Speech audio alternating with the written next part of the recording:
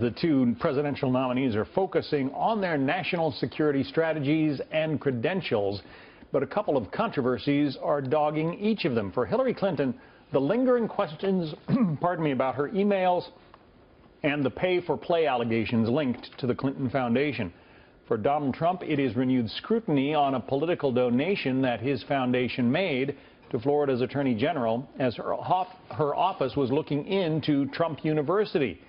Joining us now, Shelby Holliday, senior video editor covering politics for the Wall Street Journal, and Vince Colonese, executive editor at the Daily Caller. Welcome to both of you.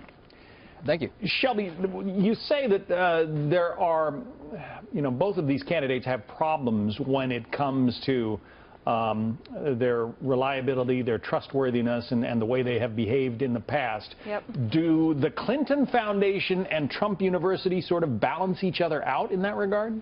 Well, they balance each other out in the sense that now both of these candidates can just turn around and point the finger at each other. And what really hurts Trump right now is that his most effective arguments about Clinton's pay-to-play activities and her breaking the law as Secretary of State now have a dent in them. He now looks like, the pot calling the kettle black. So, at the same time that Clinton has all of this trouble with her email server, with the FBI investigation, with pay-to-play allegations regarding the Clinton Foundation, Trump has to answer his questions about making donations to politicians. What Trump could get an advantage from is that he has boasted in the past about controlling politicians by giving them money. He's embraced this. His supporters actually sometimes think that's funny.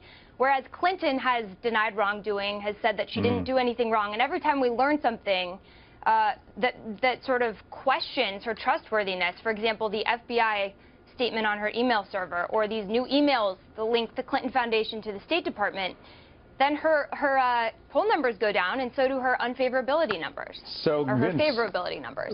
Vince, what about the way these two candidates handle the question of money and political access? Are they essentially on equal footing there? Well, definitely not. They have very binary reactions to these accusations. Whereas Hillary Clinton sort of pleads innocence or ignorance, saying, hey, look, no, there's no pay for play. I'm totally innocent. In fact, I'm shocked that you would even ask that question. We're always on the up and up. You have Donald Trump, meanwhile, who has, as she said, embraced this notion that throughout his career, he's actually given money specifically because he sees a receivable, that he's worked within the system. He's like, look, Americans aren't stupid. They know that rich people give money to politicians because they want to purchase either access or favors or something. And Trump, throughout his career, has made a point of bragging about this, and even into this presidential election.